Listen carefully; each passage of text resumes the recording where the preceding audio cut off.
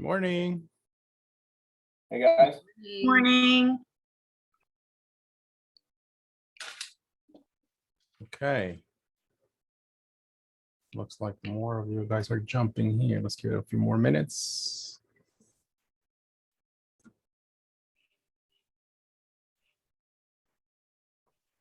I'll be able to hear it from my desk.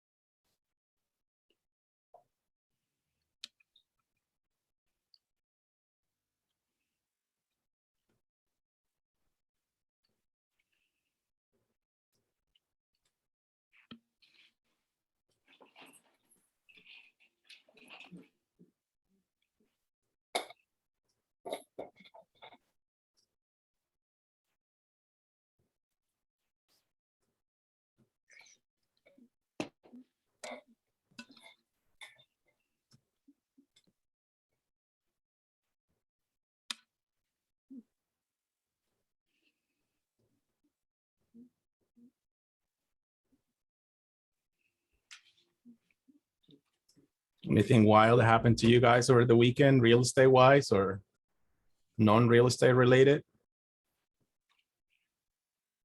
Moving wild. No, nothing wild. Just saw a couple of recently closed properties that kind of blew my mind, but Yeah, I know what you're talking about, right? Those houses that in less than a year sell for 20% more. I mean, Copenhagen Terrace at 1.4 million. Which one is that? Crazy. Eric's listing? No, Copenhagen Terrace was one that was on the market like 3 weeks ago. And I think it was $1,050,000, maybe 1.1, and it sold for 1.4. Holy cow.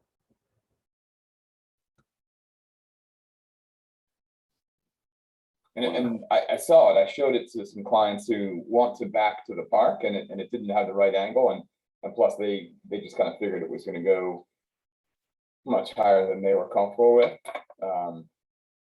Yeah, I mean it was okay. It had an addition and a big kitchen off the back, but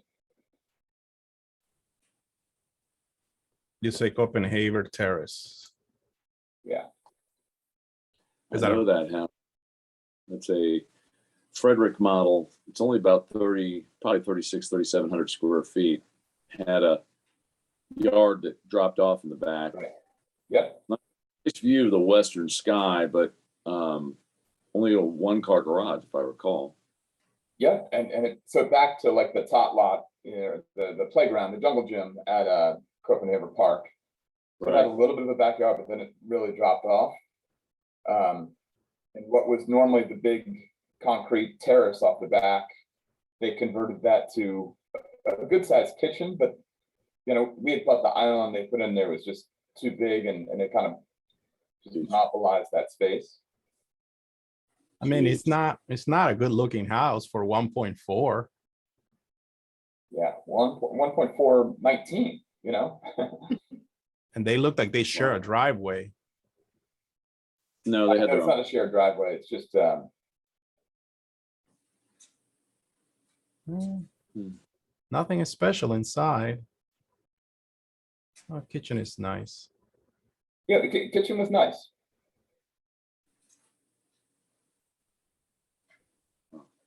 But that island was just this big, long, narrow monstrosity that kind of just, it was almost like a roadblock to move around the room.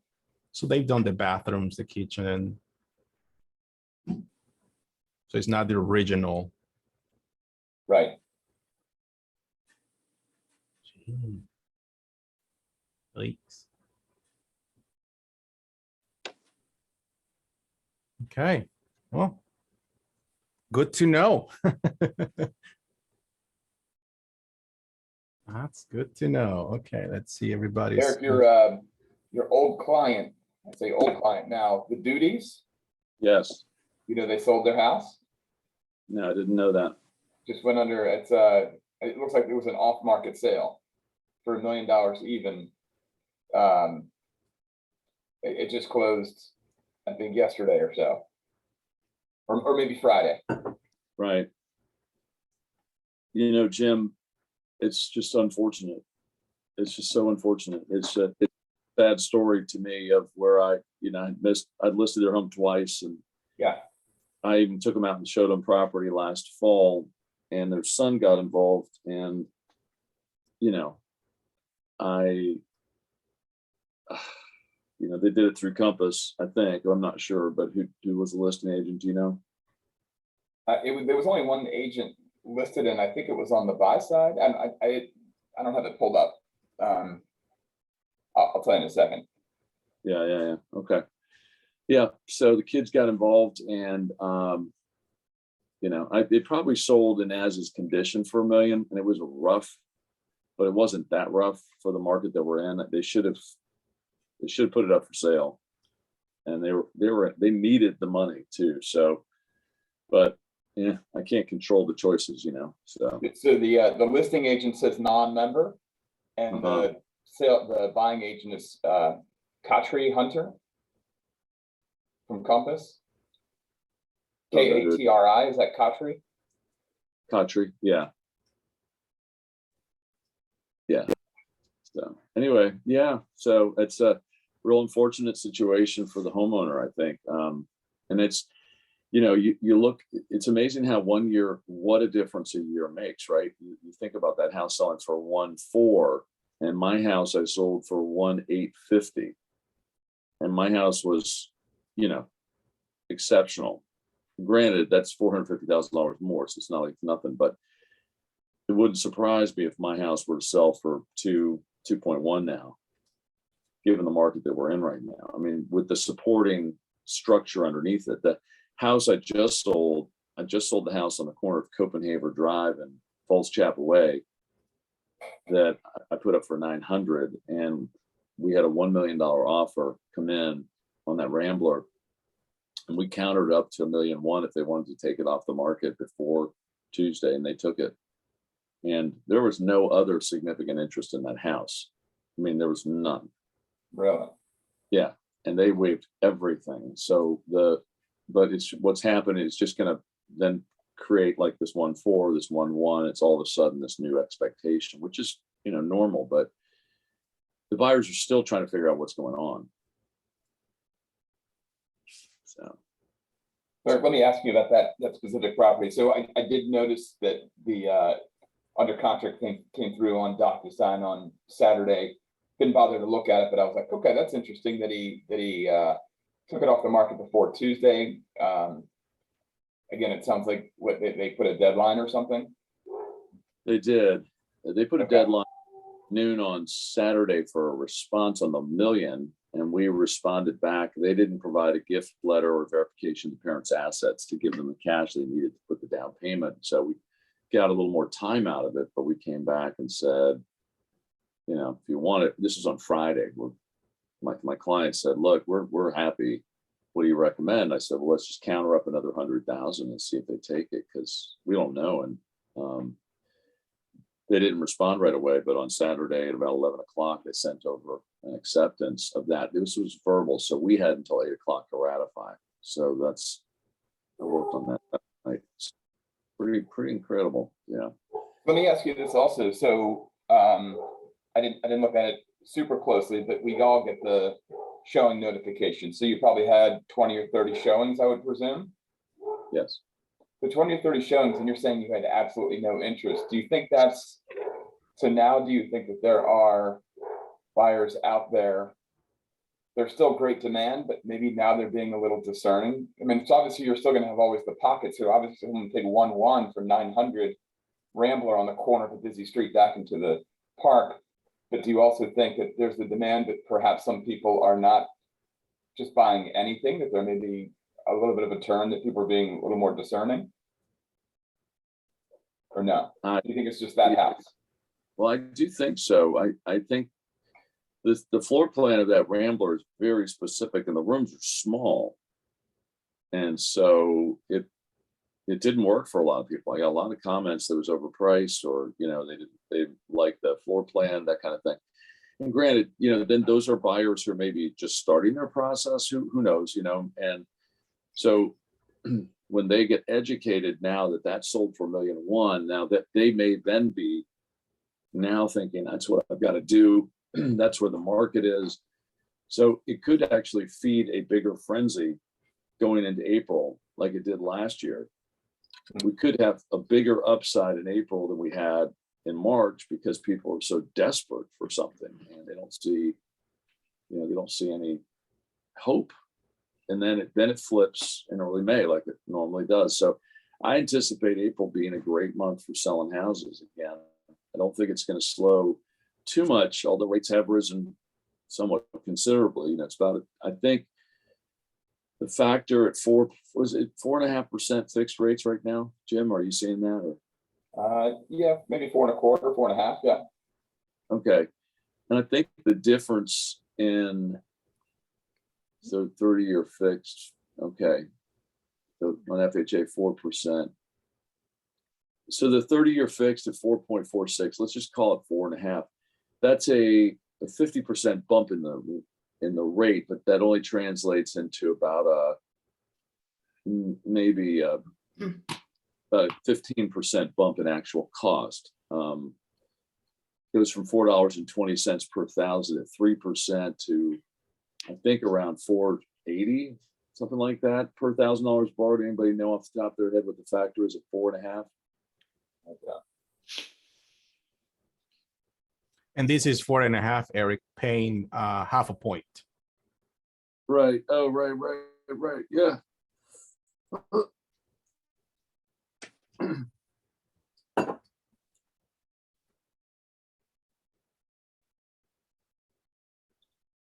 So anyway, so I think it's about a 15% increase in the cost of money on top of a 10 or 15% increase in the cost of the price.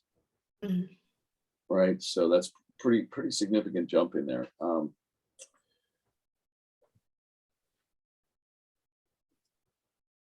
Still, like that, I had a condo in Rockville, King Farm. I finally put it under contract. I've had it on the market for 5 months now. I listed for $550, but reduced to $5.25. We ended up at $505. So it's not like everything's popping. I did put a condo at the Rotunda in McLean on the market at $600 that needed quite a bit of work. It was a big unit, and we sold that for $620 last night. So that, again, not incredible amount of interest in seeing the property. We got a total of 9 or 10 showings. Just seems like really good school districts are driving a lot right now. If you've got anything coming up in Churchill or anywhere. And here's another thought too. I'm toying with the idea of changing the list price on the Copenhagen Drive listing, because it's at 900 and I sold it for 1.1, because I need folks to see in my neighborhood, wow, that listed for $1.1 million and it's under contract, for people who are now looking at it. But on the other hand, if you've got a buyer who really wants to buy something now, you may want to look at the coming soons and just make an off-market offer, even before they've seen the inside of the house. Because there's another Rambler up for sale on the coming soon, coming up in April, that is listed for $899, and I've got a buyer who can't really go more than $950. And I said, look, strategize on this. Just make the offer at $950 with a one-day inspection and see if they'll take that. And then you have a one-day inspection after ratification to make sure there's no major issues, but you don't pay through the nose, you pay above market, and maybe the sellers will take that offer. Anybody done anything like that? My experience is if you put an inspection, that's just a disqualifier right now. I don't think your buyer will have any chance with an inspection, because there's going to be probably a couple more offers that some of them are not going to have the inspection. So to be competitive, no home inspection, no financing contingency, no appraisal contingency. That's what's probably going to get you in the top 2 or 3 offers right now. Okay. Yeah, so Eric, my property that I told you that I put an offer on the Lakelands last week, right before we put the offer in, she shared that there were no pre-inspections. So I felt like, okay, well, if nobody did a pre-inspection, we're going to gamble. My buyer didn't want to buy it without, at least a right to void. So he put right to void, and she had 2 offers that went in with no inspection at all, no pre-inspection and no inspection. On a 22-year-old, $1.2 million home. So it's not like they're buying a 2-year-old home and waiving the home inspection and saying what could be wrong.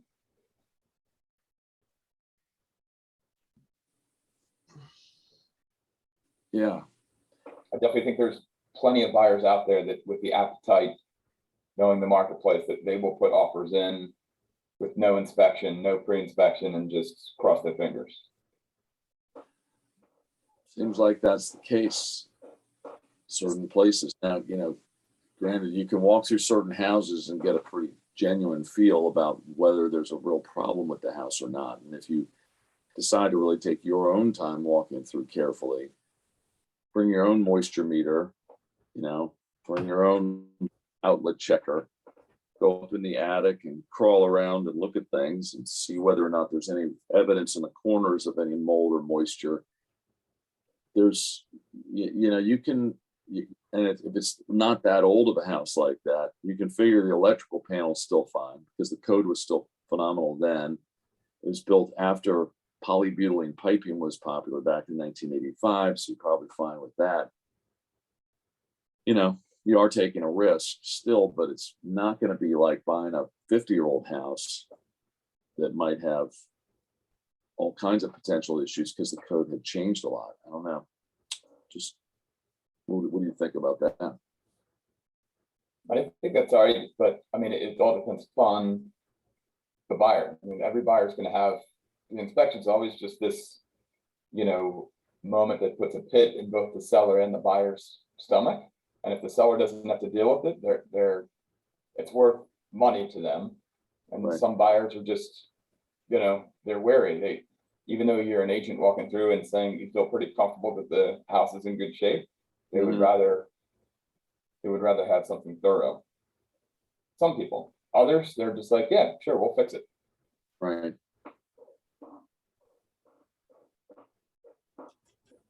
Okay. Yeah. Whew. Exciting days. Mhm. $1,050,000 to $1,400,000, 350 over asking. Wow. So how can you, when you are looking to do business with potential folks, how can you capitalize on that conversation? The thing that you want to understand is that now that that's a settled property, this is a home in Copenhagen, it now becomes known and whispered and known. And now folks are like, wow, I can't even believe it. So as much as you can talk about the fact that a home sold like that, you're the one delivering that great information. So it's good, Jim, because you farm, it's good to knock on doors and tell people great stories, even if they're not your story. Like, hey, a house. I just want to say how thankful I am. By the way, there's a house that just sold. People go, wow, I can't believe that. And they, they appreciate knowing what's going on. So I actually did that last week. I spent about 4 hours, 2 hours one day, 2 hours another day, just knocking on doors, passing out a flyer. A lot of people answered. A lot of people were blown away at the price, and then just allowed to have a good conversation. But almost everybody said, yeah, but where are these people going? Like, you're getting 1.3 for your home, but you got to buy something else. So not that people were saying that was the reason why they weren't selling. Nobody went that far. But I mean, even seniors who I were talking to, they'd say, wow, that's incredible. And then of course, you would engage them and say, how long have you owned your home? And then they say in amazement that they bought it for, 200, 250, 380, whatever it might be. And their house now is worth, 1.2, 1.3. But they always say, yeah, but where are these people going? Where would I go? I mean, you can't stay locally and have that big of a discount on your downside.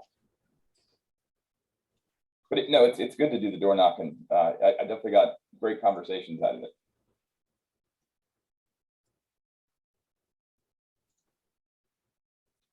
Well, good job. That's the right thing to do. So, Robert, do you have an agenda you want to go through? Yes. Okay, let me check here.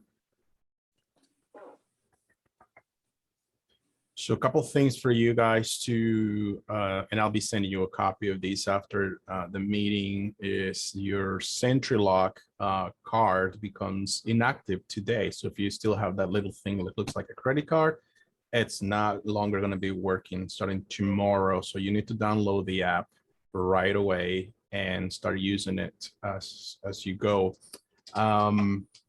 The other thing is, I think we are covered for now when it comes to lock boxes, but there is a shortage of lock boxes, SentryLock lock boxes right now. So they only allow you to buy one lock box per week.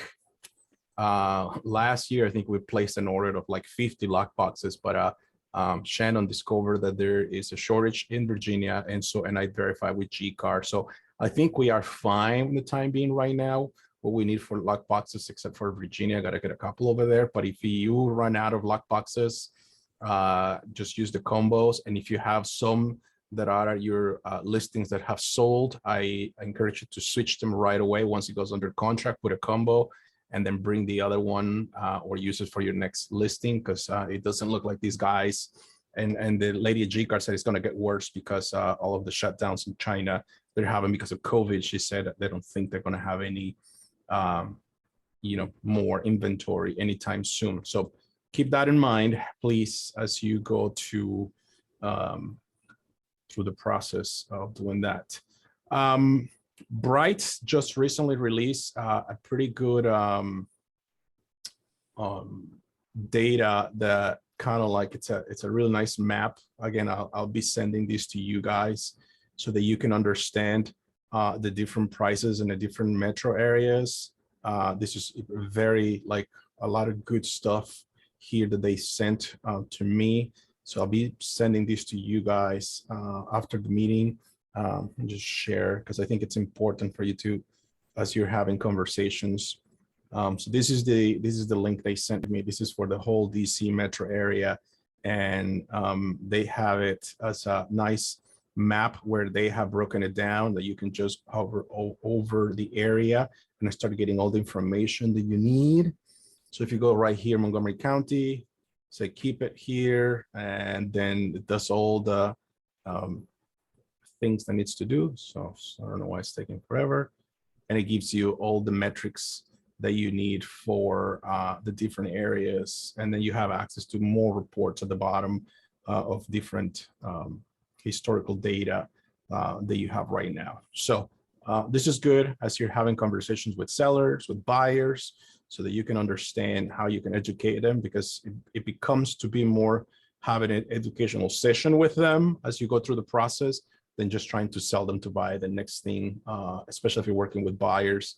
You got to explain to them that it's going to be a little bit brutal out there as you go through the process. So this is something that I'll be sending to you guys later. There's other couple articles too that I want to make sure that you guys take a look later on. I'm going to show you this other graph that I got from them. Okay, so this is another graph that they produced, kind of showing this is for the Washington, D.C. metro area as of end of February. So you can see new listings increase is very, very small, and the median home price has seen an increase from last year of 10.6%. So that's big, and in this world where everything costs more to do. Good news is that yes, we had a very slow start, but things are picking up right now. So I'll share with you our numbers. This is Montgomery County right now. You can get this from Smart Charts. It's free for any area. I highly recommend you print one of these when you go to a listing appointment and bring it with you, because this is just a synopsis of the whole area, especially the county where you're going to be taking a listing. This gives you the whole idea of what's happening over there so that you can plan accordingly as you're going with your clients. Did someone say something here? No? Okay, I heard somebody say something. Now, our numbers. Okay, so our numbers are starting to pick up a little bit. We're not as good. Our numbers at the beginning of the year were not as good. But now we're starting to have picking up some momentum here. So this is very good numbers that I'm trying to see. Still a little bit lower to compare to last March and April, but we are definitely starting to things start to look very positive. So if you have a listing, get it ready, put it on the market. Don't wait unless you have to do any preparation work, but just go for it, because this is very important that you show to your clients what we are experiencing. So right now, what we have in the books, combination of closed and pending right now, we have a total of 33 transactions. That's 24 on the list side and 9 on the buy side. And that makes it for a total amount sales volume of $25.6 million. So that's very, very good, and things are starting to move. Again, a little bit lower than where we wanted to be compared to last year, but we're definitely making a big improvement here. Another thing is, I know we are super busy moving forward with so many things, but I noticed that some of the deals in HubSpot do not have a contact associated with. So I want to make sure that you guys are linking your contacts to your deals. It's very easy to go and create a deal and forget that on the right-hand side of the deal, a contact has to be linked to this deal. So when I'm doing my projections and I need to calculate your commission, if I don't know the source of that person that came in, I cannot do any calculation. And, I'm not going to be chasing you guys, just going to put it on the side. And then the date of settlement, you probably will see, tell me that you don't see it on the statement. And that will be the trigger point. We're not going to put it on the statement for you on payment because I don't know the calculation. So please double check your deals. Go every week, just look at what you have on your pipeline, make sure you link them, and then you can continue to move forward. Then we can make those updates. Another change that we made is TruePlace. I know that some of you were starting to call TruePlace directly and place the orders for photography. Well, I appreciate that you guys are going to be proactive. The challenge that we have here internally is then they're going to start sending us emails about transactions that they're not in our CRM. And I understand some of them, you are in the process, I'm going to be signing that paperwork this evening, but they already told me they're going to go with me, and I wanted to secure a spot for that. At least just create a listing appointment deal. Then we know it's there and who's the agent. Because sometimes TruePlace will call me and say, hey, we need to move these. And I go and look online and we don't know who these, deal belongs to. So we will have to say like, okay, let me find out who the owner of this deal, and we'll get back to you. It just creates more work for us on this end. So as I have completely removed you all from making calls directly to TruePlace and use our system, so that way you place the order and then you send it right away. And if it's something that it's like super urgent, just call me and let me know, and then we can find a way to expedite the process. Now, order that you place through the forms, the jot forms, if you place it in the morning, I mean, in 4 to 3 hours, you'll have an email back from us saying the order has been placed and you're ready, and we're ready to go. It's not like it takes a day or two. We do it almost immediately. So try to place your orders the night before, the evening before, so that in the morning when Charlene comes in, she can just start sending those things to them and start working with TruePlace. So that just makes it a lot easier on us. I know it's not easier on you guys, but it's I need to have some sort of control of what is happening, and working outside of the systems that we have created can be a problem sometimes because I don't know what's happening. So just 2 things I just want to let you know that. And the last thing I have here is I have really good articles that I found for you all.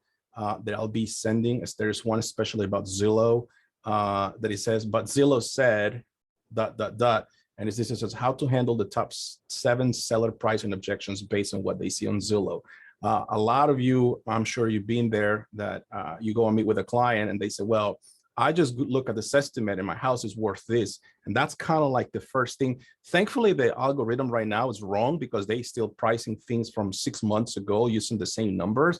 They haven't been able to catch up with the trends of the prices going up. So we come and look like heroes because we can tell them the price is higher. But when the market, if it changes, I don't know when, that's going to be a problem because sellers are going to think their house is worth this much. But the reality, our data shows houses are going to be worth this level. So we just got to make sure that have that. So I'll be sending that to you guys after the meeting. Remember, the recordings of these things are in the Agent Success portal. So that's something that you guys take advantage of that.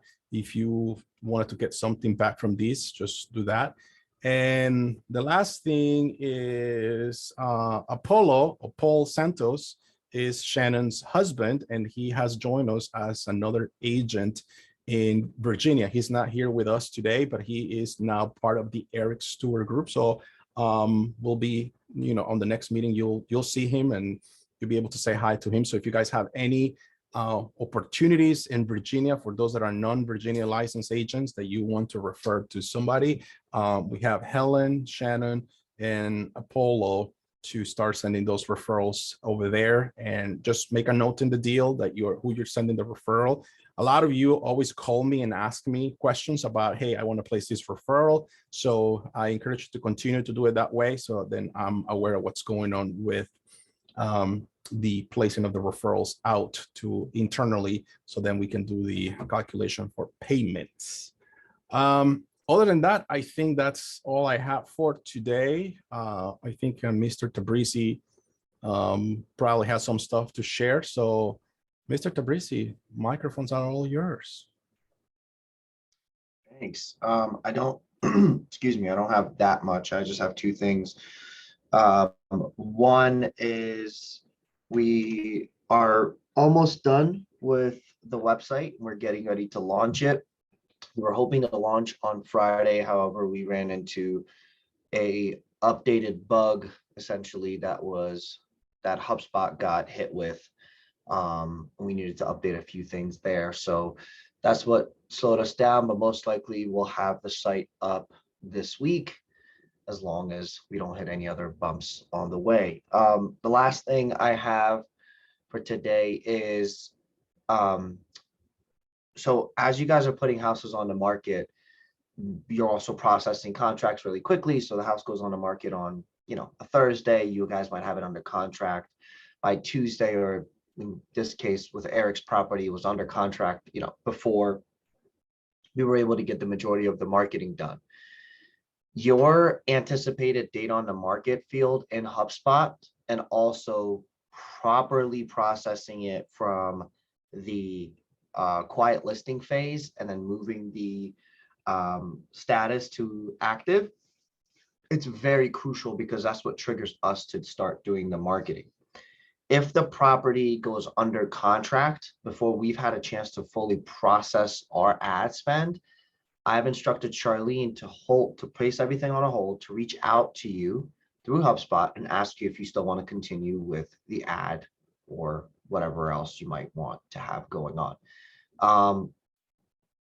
We will most likely, by the time your house goes under contract, like for example, in Eric's situation, or for that property, we already had the Facebook, Instagram ads up. We already had the landing page up, but there is the paid ads that we do that we most likely will hold off on because the house is already under contract. So in that case, just she'll reach out to you. Just try to get back to her as soon as you can. We can sometimes turn those just listed ads into, under contract ads that can display, hey, we have it under contract for this much or so on and so forth. So we can get creative with certain things like that, but you just need to let us know where you are in that process. Besides that, I don't really have anything else. If you need anything from me, feel free to reach out and we'll chat through it.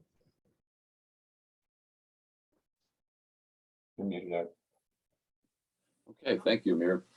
Good, guys. Well, good. I've got a few things for us to cover. As you recall, we gave you all a copy of the promise. You all remember. So we'll want to talk for a few minutes about that. Also, and maybe we'll finish with that today. But before I do, taking the opportunity to knock around your listings wherever they may be with a flyer that says sold. Even if you hand write on the top of the flyer that comes out of the box, sold. And knock neighbors' doors around them. It is powerful because you're the one who's bringing the news. You may not be active in that neighborhood. They may not know who you are. But when you show up at somebody's door and you tell them this incredible news, you will create opportunities for yourself. It just takes the willingness to do it. And this is a new priority for us as a group. Okay. We're looking for a commitment from all of you guys. If you get a listing, go out, knock on those doors, let people know the good news. You can do it twice, knock on it, let them know, hey, I've just listed this home, and then knock again and tell them what you just sold it for. And perhaps you can offer to them the opportunity to keep up to date with what's happening in the neighborhood, get their email address, get their contact information, put them in HubSpot under your name. And then you can set them up on a basic search for properties like in Logan Circle, if you're in DC, or in Ashburn, if you're selling a house in Ashburn, wherever it might be. Okay. The other thing I want to mention to you is that last week we had our annual awards for Long and Foster in Silver Spring, which was at the Fillmore. And guys, those ads come out to all of us. We're all able to go and just keep an eye out for it next year. It was open to the whole team to go, and it came from Carol to everybody in the entire company. It was a wonderful breakfast. We had a good speaker there. We placed pretty high up in a multitude of categories. We were second or third in a few, and then we ended up winning first place in Long and Foster for Montgomery County for gross commission. And what that means is that we, as a percentage of our transaction, we actually generated a higher commission than any other team. There were lots of teams out there that had lower commissions, but did a lot more sales. I mean, one case, I think one team did only 220 sales, but their overall commissions were less than what our commissions were on 176 transactions. Now, I don't know about you, but I would far rather sell houses and make a good commission than sell too many houses and not make as much. I'm doing more work for the same kind of money. One of the reasons why we have been successful, this is an award we've won repetitively. Okay. One of the reasons why we win this award is that we contend for our commission. We make our value proposition for why we're worth our 3%. We all have to give, we all have to move, off of that 3% on the listing side to get listings. It's just the reality of the market that we're in, but we're doing a better job than most brokers, frankly, than any other broker in Montgomery County with Long and Foster, which is saying a lot because there's a lot of folks there. We've won this before. I think we've won it 3 or 4 times over the last 8 or 9 years. It's not something that is brand new to us, but I was thrilled to win it again, and got a lot of high fives from everybody for doing that. If you see the difference in my background today, it's because I'm in Naples, Florida today at my mom and dad's apartment down here. So I'm here until tomorrow night. If you've got a listing for a condo or a home that's in a homeowners association area, go ahead and place the order, or have your client place the order for the documents that they need for transfer, and have them do it now before the house goes on the market, assuming you're going to put it up for sale this coming spring.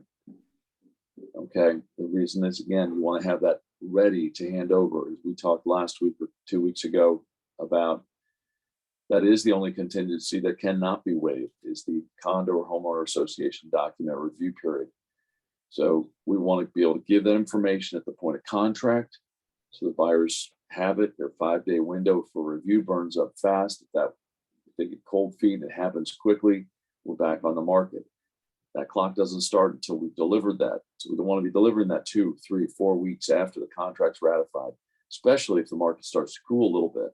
It's dangerous. So fair warning here on that, okay?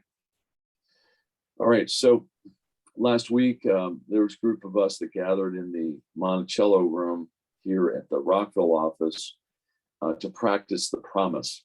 And did you all appreciate Mike Hicks coming in and speaking to us, to our team meeting 2 weeks ago? Did everybody get something out of that? Absolutely. Anybody? Yeah. Any feedback on that? Anything that you took away right away that you put right into your business practice that helped you this week?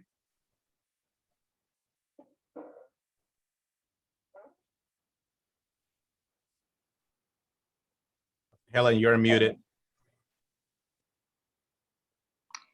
I had a thought shortly after it. I think I emailed you, Robert, if we had a page in the presentation that was attractive and short and sweet, but talked about the promise. Because if I'm not using it every day or every couple of days, it's going to be hard to pull that out of a hat.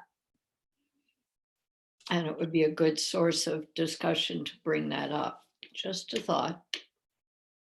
So Helen, I appreciate you bringing that up. And here's the problem with that, okay? The problem is that the promise is, it can never come off as something that you're reading, can never come off as something that's canned. It has to come out of you as if it's just coming out of you. Like an actor on stage that does a great performance, it has to come out. It's something you have to memorize and you have to own it. And the practicing of something to do that requires a lot of effort to get there. And it's no kidding. I put a pretty big task on everybody to get this done by today. And I don't know if anybody else has gotten it done, but I've had a hard time completing it for today, to be perfectly frank with you. But I've used it, and I've used it like in pieces already in conversation with different people. So thank you for bringing that up. What I don't want to do is put it in there and have that. I'd rather have you just own it. And this is why Mike was saying they recertify every 6 months, because it's so easy to forget it. And it's so easy to morph it into something other than what it basically is. And I do think it's a great and extremely well-written prompt speech. And I'd like to stick with it and not change it too much. So good try.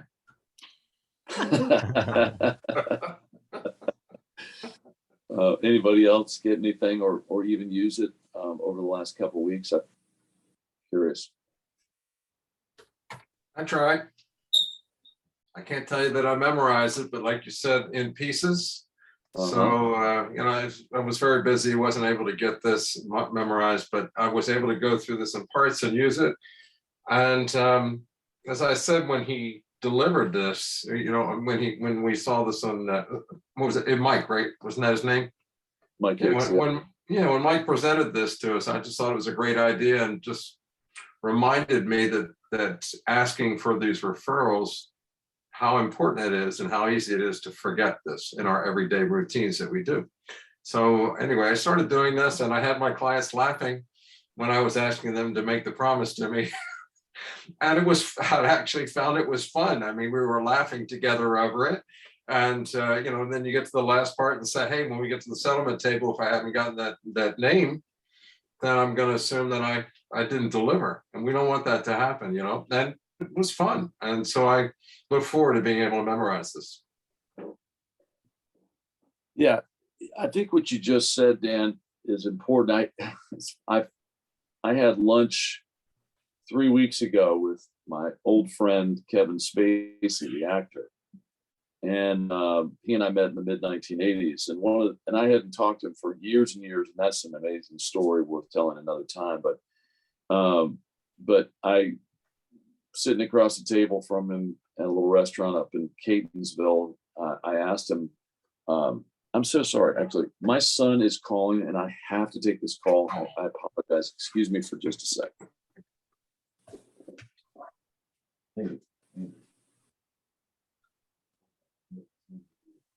He had me at Kevin Spacey.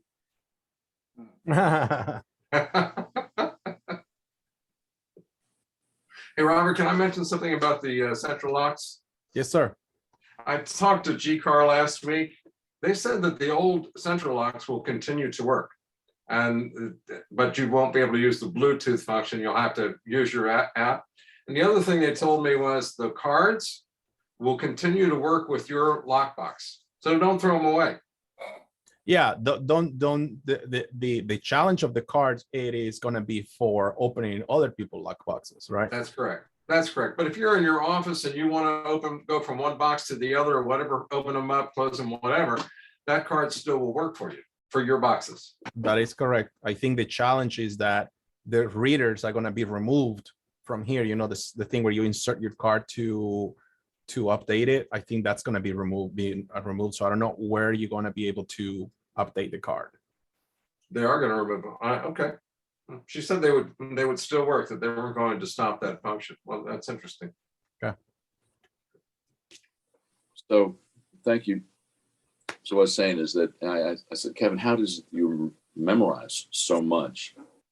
And he said he picked up a book which he brought to him with him at lunch, and he said, he flipped it open. He's like, to just memorize this is virtually impossible. What you have to do is get the idea, right? You've got to get the idea of what it is that you're going to say, and then the words will follow the idea.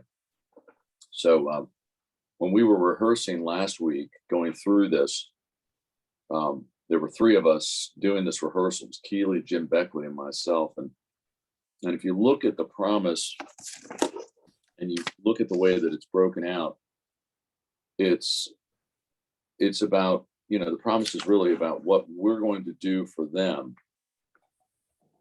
right? It's really, so let's talk about our promise. Everything that we do, all our systems and everything we do are designed around delivering on this promise. Everyone in our group is focused on understanding what it is you want. So this is a promise that Amir has to memorize. This is a promise that Jake has to memorize. This is a promise that everyone in our group has to memorize, because it's a conversation that he needs to understand what our promise is. We're promising, he's promising, everyone is promising on this delivery. We're all a part of this overall delivery of a promise to give exceptional service, A+, 10+ service. We make every effort to be out in front of everything. Everybody does. Dominic does, right? This is who we are. This is what defines us. And so we're about guiding and protecting you. And that's our promise. Then there's the ask. Which is, we would, because we're saying we're going to do this, we were asking you to do that. And then to be sure, we want you to send us their contact information. And if I don't hear from you, then I'm going to follow up to make sure that I find out what we didn't do, what didn't work for you in the relationship. Those are the big ideas. And if you can keep those big ideas and recognize that everything in that first portion, which is the first thing you have to memorize, the first portion of this, is you making the promise. If you memorize that, you're really, you've got the ball rolling, because now you're setting the stage in conversation. I found myself talking with one of my clients who's not even on the market yet, but I listed her house three or 4 months ago, saying, and I was going through the promise, it was written in front of me. So I was reading it, but I was reading it after having read it a bunch of times. Hey, before you go, there's just one more thing. Do you have another minute? I'm sure. Okay, well, I'd like to talk about our promise. See, our group has this promise, this goal to create this experience that you, frankly, honestly, you really cannot imagine being any better. That sounds pretty good, right? And there's just silence on the other end. So I just want you to know all of our systems, everything that we're doing is designed around delivering on this promise and leading this person through, taking the opportunity as you're communicating it. If you are reading this wrote across a page, it will come across that it's reading it across the page. You have to get it to the point where you are speaking it like it's coming out of you completely and utterly naturally. Okay. So let's turn our attention now to, does anybody have at least a portion of the promise memorized at this point that would share that with our team?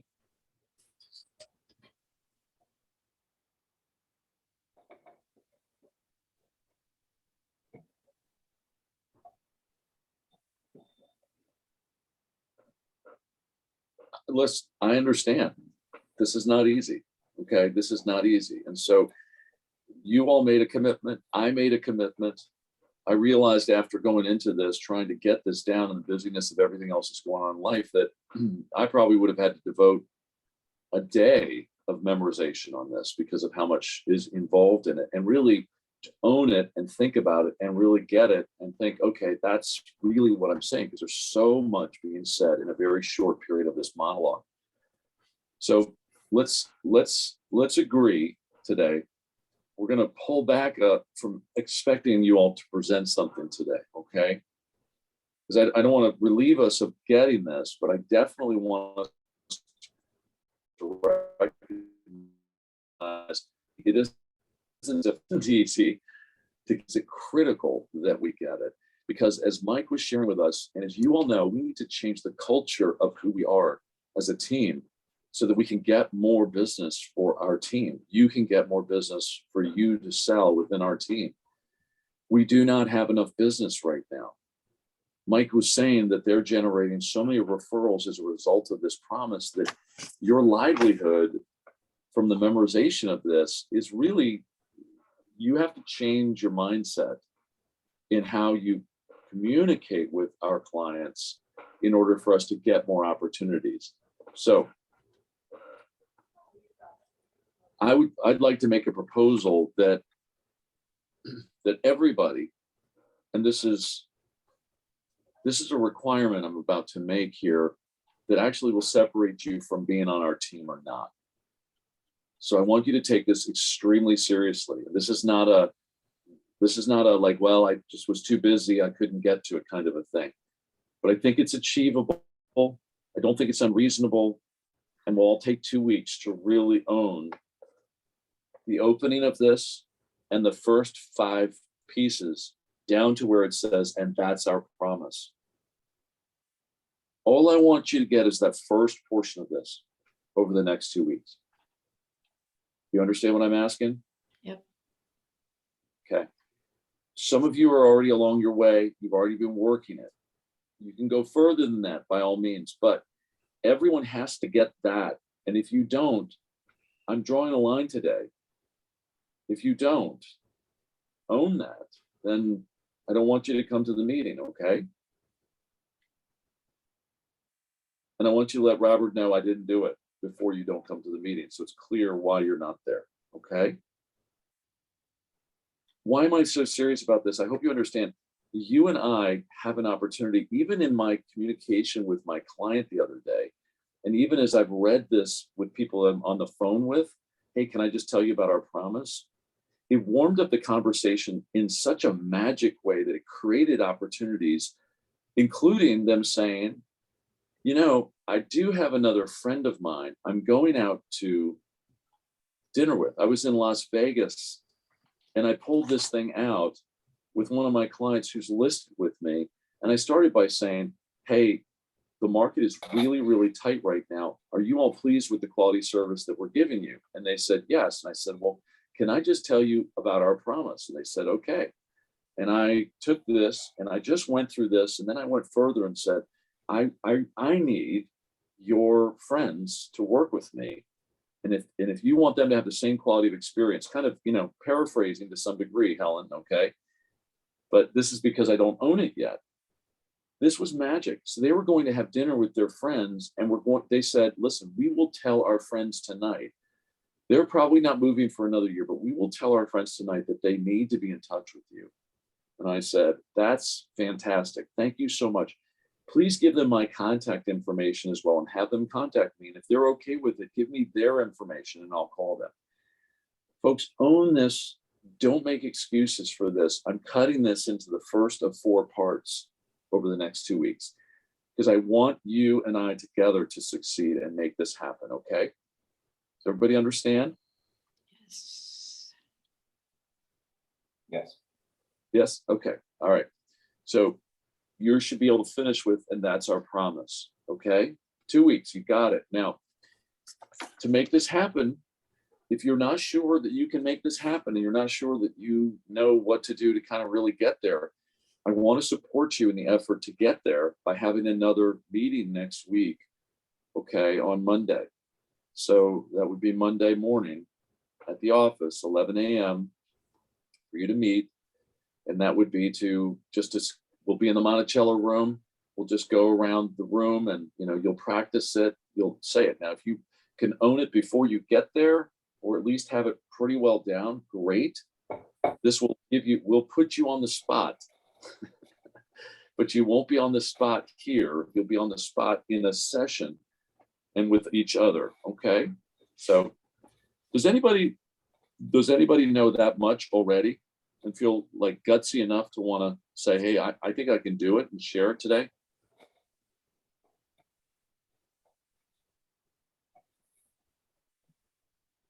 Here's the one thing, Eric, I'll say, and I will be the first one to admit I didn't spend as much time as I probably should have on this. But I have found it helpful that Robert sent out an email on March 9th, and it had YouTube videos of I'm forgetting his name. Mike Hicks. Mike Hicks do the actual thing. I have been able to understand it a little bit better because I've just had the YouTube videos playing as I'm doing something else. So I haven't spent 100% focus on it, but I've heard enough of it. Whereas I think when I'll go in and read it, it might register a little bit easier. So that's what's been helpful for me. I don't know if anybody else would find that helpful, but that's what's been helpful for me. And I think one of the main things I have been able to memorize is how they sell their systems and procedures. So what they're selling is their systems and procedures into giving other people a better quality of experience when it comes to selling and buying their houses. So that's just kind of, I've been able to work around that.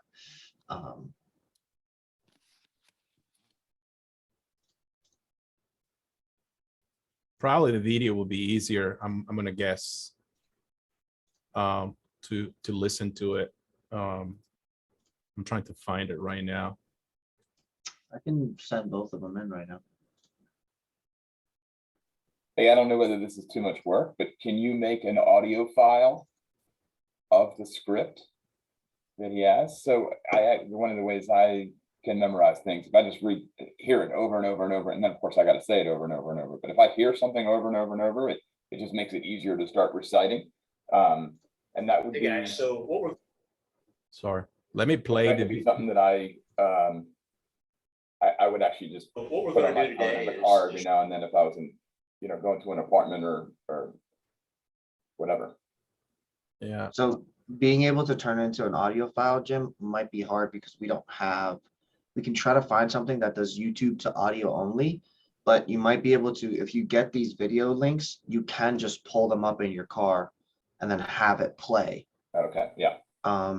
But so Robert, if you want to send out the actual YouTube Yeah, links, I have a way to convert it to audio. So I'll send like an MP3 file and the link to the video. So that way you can either listen directly from YouTube or save it in your favorites in your audio in your cell phone, so you can do both.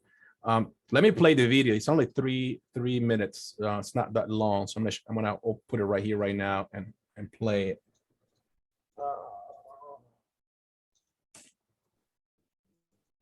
Okay.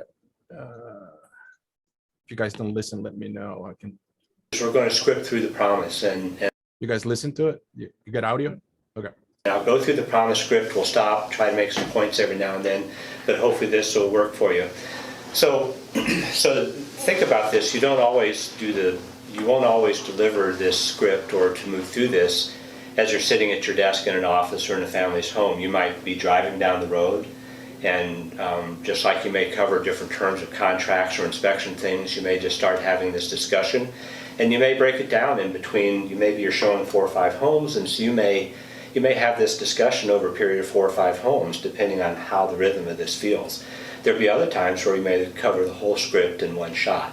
So a little bit of what we'll do will interrupt the rhythm of going through it all in one time, but it'll give you the idea of how it will all work together and how it works, okay? So one thing we want to be sure that you all understand, that our goal as a group is that you all have covered the promise with any clients that you have or new clients that you have by the completion of your second substantial appointment with them. You should, by that time, if they've gone out with you a second time, they're buying into you and what you're doing, and so towards the end of that appointment, that's when you can really cover this and go through the details. And you may even go through this first part of it early on in the discussion and then follow up with the rest later on, okay? So anyway, we'll go ahead and start. So the very first thing that you want to start is to create the moment for going over that. And often, because we're kind of last minute about what we want to do, we're going to do this towards the tail end of an appointment, so at the very end. So I'm going to go under that assumption with this, okay? So Chris, it's been great today. Good Been evening and awesome. everything. Yeah, it has been. So Chris, do you have just another minute before I go? I do. Okay, cool, good. So Chris, I'd like to talk to you about our promise that our group has. And so our promise is a goal to create for you an experience that you honestly, you just can't even, I mean, you just can't imagine it being any better. All of our systems, everything we do are designed around delivering on that promise. You know what, we, as a group, everyone is focused on really understanding what it is that you want and what it is that you need.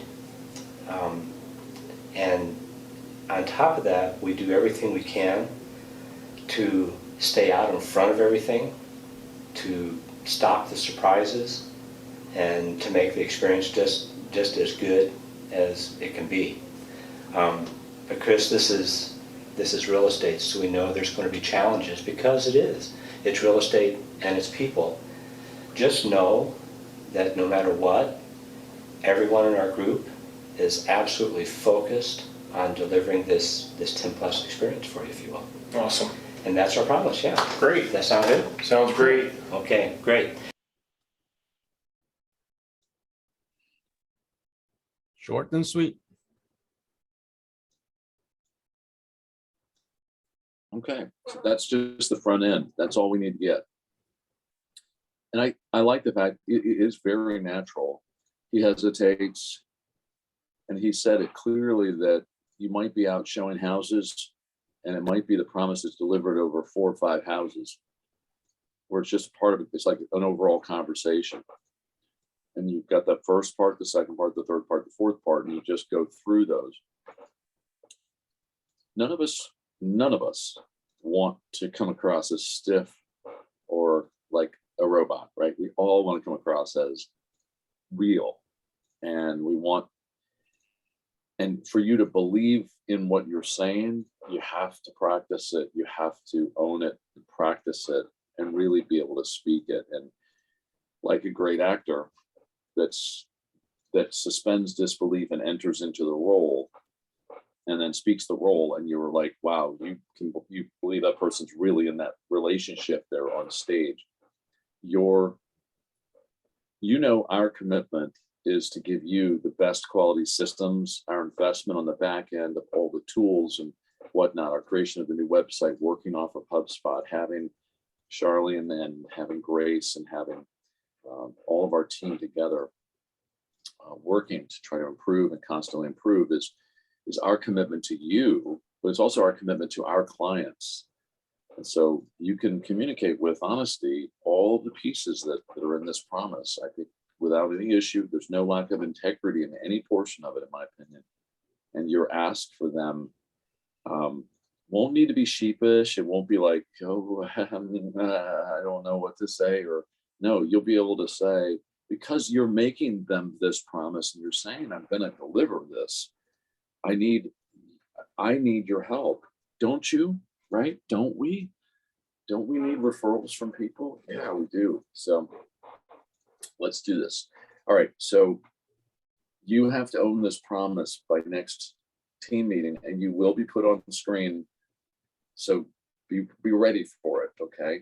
And next Monday, come into the office if you need to. And if you can't be there personally and you want to be a part of the meeting, even on the phone, we'll put your phone on, we'll if you can't be there, it's okay. Just, we want you to have the support you need so that you can get this, take advantage of that opportunity. If you don't need to be there, you don't need to be there.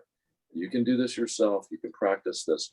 It won't take you but maybe an hour to an hour and a half to get this first portion on the outside. It's not going to take more than that because it's pieces. Now, one tidbit I'll tell you, all of our systems, everyone in our group, we make every effort. Now there will be challenges. Just know that to a person, our group is always focused.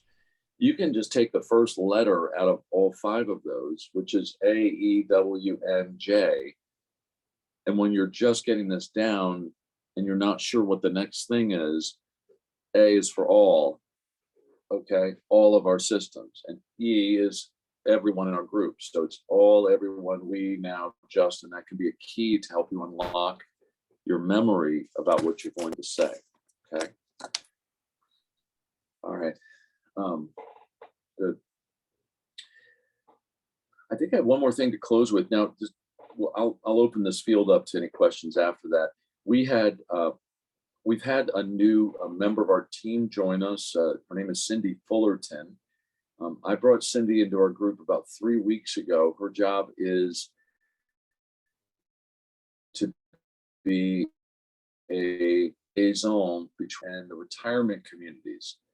And she's going to assist in being a go-to person within the community, within our community, to be able to communicate with the retirement communities that we're building relationships with. Some of these are well established, and other ones we're going to establish a deeper relationship with.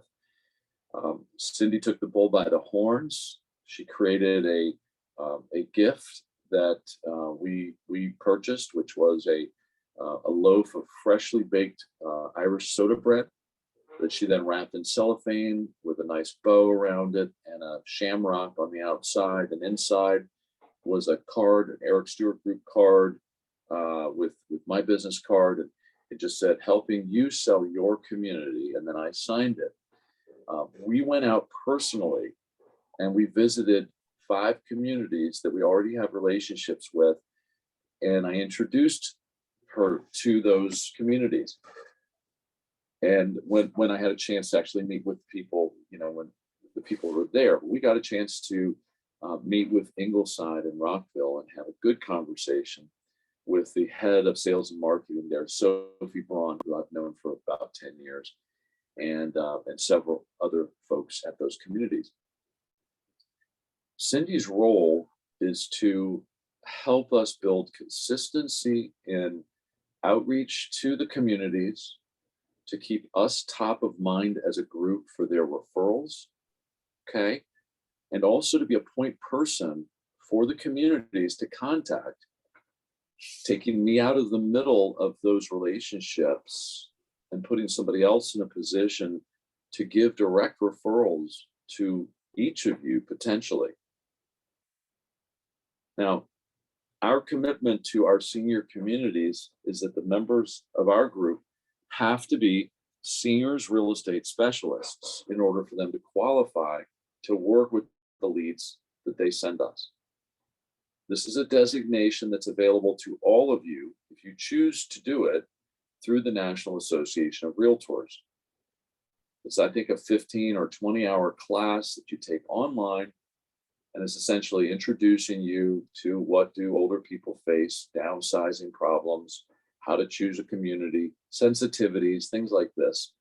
Things that you're all probably pretty knowledgeable about, but you'll get some education out of it if you do it. In so doing, you'll become a part of a network within our group. And I've asked Cindy to get to know each of you SRESs personally, spend some time and get to know your specialties and focuses, so that in the same way that a Mike Hicks promise is going to be natural for you, she'll be very naturally able to give recommendations to different communities based upon who she knows the person to be. She may ask questions about the person that's selling to better understand who would be a good fit. So Cindy's part-time.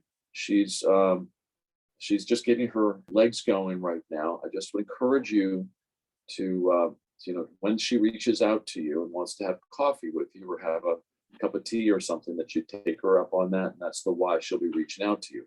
It's in your best interest, our team's best interest, that we have a perfect relationship with the communities, that we are fulfilling our promise to these communities, and that each of you that choose to be SRESs see more business as a result of this effort on our part as a team. We have another outreach this coming April. We've already ordered gardenias, and our plan is to deliver gardenias to the same communities and possibly a couple of other additional communities, which will have a nice gimme and like a note attached to it, again, keeping us top of mind. Actually, there's one last thing. Just as a result of last week, we have been invited to do an event with 5-star premier residents down in Chevy Chase, where I've spoken many times. And it'll probably be a kind of a coffee roundtable kind of thing. Here again, our goal would be to have 1 or 2 of you guys join us for that, attending that.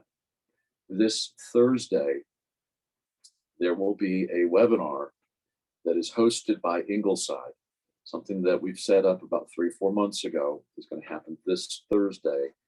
And it's a brand new set of material. Our webinar material is, we have our top dollar, which is timing, pricing, and condition webinars that are very popular and consistently get a decent audience on the webinar online.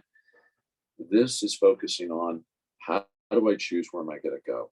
How do I deal with the emotional hiccups, my children in the process, things like this that are actually more psychological in some respects and just practical in their nature. What are the biggest things people are afraid of, that kind of thing. So I'm not sure if you can sign up for the webinar on Thursday. It may be only through Ingleside and therefore only available to their team. But at the very least, you're aware that we're building these relationships and we're creating opportunities for you in addition to what we're doing on radio and through our other marketing pieces that we're doing online. So does anybody have anything they want to talk about before we close our meeting today? I have a quick note. I have a very unique house that just went on the market. Not what most people are looking for. It has 3 separate living spaces, 8 bedrooms total, 3 separate living spaces, 2 in one, 1 in the other, and then 5 in the other. The basement living space, they all have exterior entrances as well.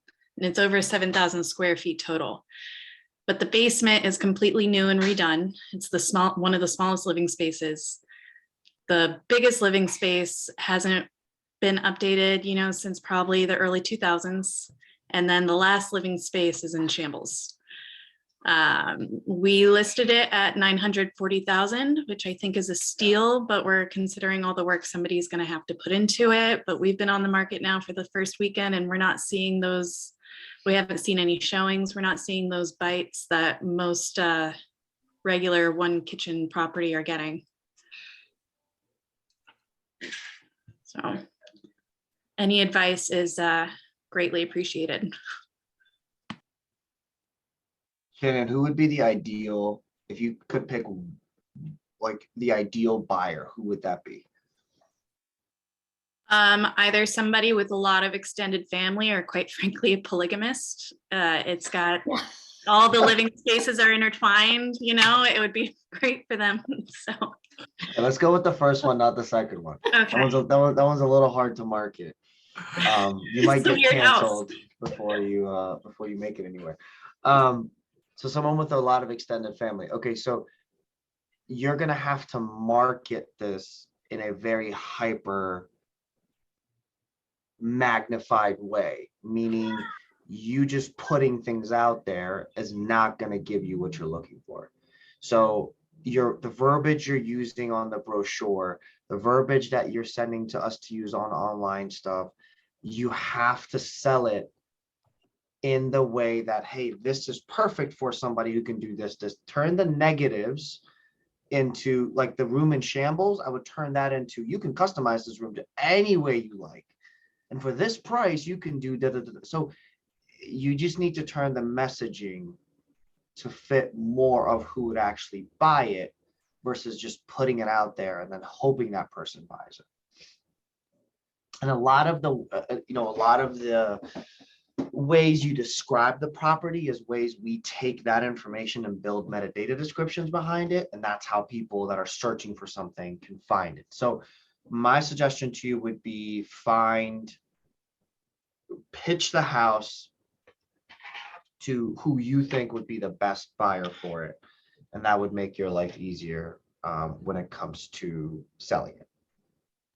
You know, Amir, one thing in real estate that when Amir's saying pitch it to a person that would use it a certain way, we actually have to pitch it for what someone might do there. Because the person itself, we can't say this is perfect for somebody who X, Y, or Z. We have to say this is perfect for, in order for us to comply with fair housing. And I know that's what Amir meant, but I just wanted to clarify that. So in this case, you know, it sounds like it has multifamily written all over it without it being multifamily. So multi-generational uses. Can I ask you to repeat the description of the property, like bedrooms, bathrooms, kitchens? Absolutely. So it looks from the front, it looks like a duplex. I believe it might have been and eventually converted into a single family home. So there's two front doors. You walk in the left front door and you see pretty much just a normal single family home with 5 bedrooms upstairs.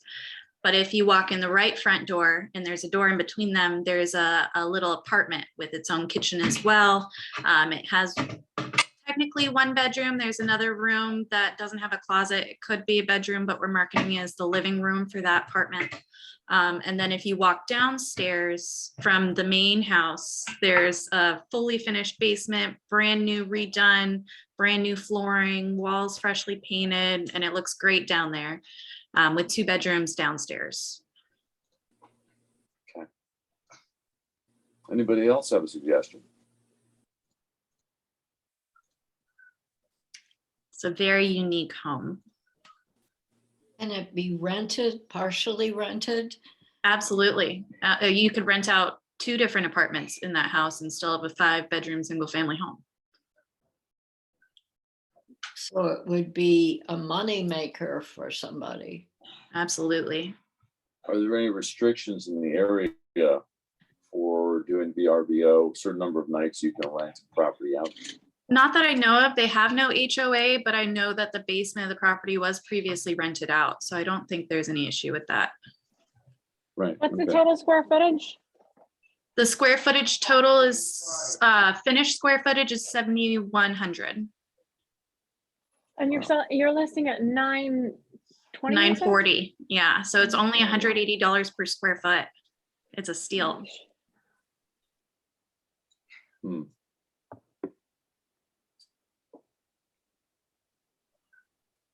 How are the But no pictures? interest. You have True Place, you have a full schematic and photos and everything? Okay. Is it an ugly home? Yeah, Okay. has no curb appeal. Okay, so with a curb appeal issue, you've got to attract folks for the other things other than the curb appeal, which may mean take advantage of some specific feature that the home has and make that the front photo. Okay. So you're going to have all the other photos of the property in the computer, the 50 whatever photos, but maybe you take a picture close up at the front door so that it causes a person to go, okay. I mean, they're still going to think it's an ugly house. You can't get away from ugliness, right? It is what it is. But is there a favorable angle of the front, like more favorable from the left to the right, or is it just plain ugly? It's just plain ugly. Pretty bad. Okay, so here's my suggestion then. It's not a home. Is the family that lives there, did they live there like it was a home, or was it a moneymaker for them, or what's their story? Well, they're both in poor health. I don't think they even get around to see much of the home. They're really stuck to pretty much one bedroom in the living room. So they really don't get around the whole house much at all. So, and they used to rent out the basement, but I think that ended years and years ago, and they haven't had anybody in the home with them since. Right. Okay. Well, maybe the focus should be more on the money that could be made as an Airbnb As an investment property. investment property, to say perfect home with 2 Airbnb rentable apartments. If they're living in the home, there's, I don't think, a limitation on the number of days you can rent it. I went to a home once that in McLean that was huge, but the guy said, no, there's a limitation in McLean. You can only rent out for like a total of 30 or 60 days total. 60 days maybe it. But there was definitely a constriction to rent a whole house out in a VRBO or Airbnb fashion in McLean. So I think a little more research, maybe even contacting other Airbnb owners nearby. Reach out and say, hey, I got a property. I don't know if you're looking for something, but I wondered if you could take a look at it with me and tell me what the nightly rental is. They may come over and look at it and go, oh my gosh, this is a moneymaker. I'm interested. Or at least they can help you define what the nightly rent should be for both of them. And then you get that intelligence to calculate, what the value of that is for somebody who's living in the property. I think that's what I would do. Forgive my ignorance. Where would I research some restrictions on renting portions of your house in a neighborhood? Where would I find that information? I think it's not generally like, I think the average person can rent a room out in there as long as they're living there. You're Okay. cutting In other out a words, little bit. I how can't many hear people- you. Okay. I said, I think that if you live in the home and you want to rent out your basement, that you can do that. Okay.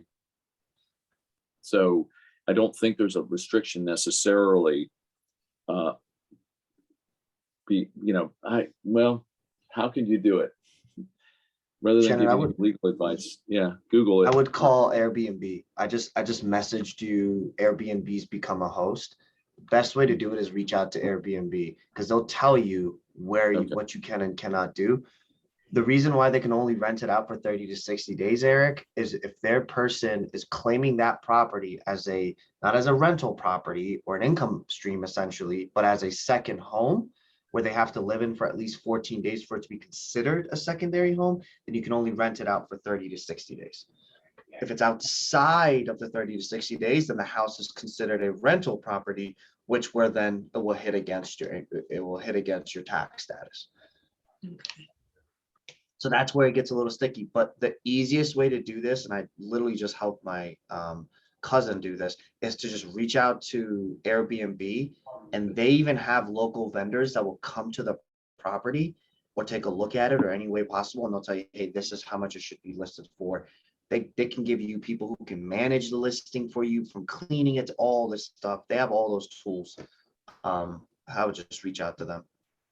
That's great. Thank you guys so much. Sure. And Shannon, last thing in that, Robert, can you let me share my screen real quick?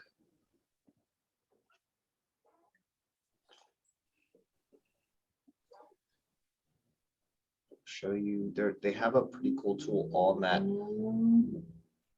screen that I just on that. So you can even go into here and you can pick certain things. So I can do a private room for 2 guests in Rockville Town Center, and it could start telling you what you could be earning, how they estimate it, and then some hosting questions here. So you can ask and run through all that stuff with them. That's great. Thank you. Sure.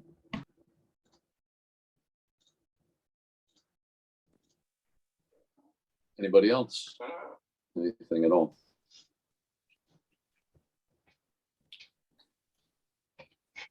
Good question, Shannon. Good question. Thanks for bringing that.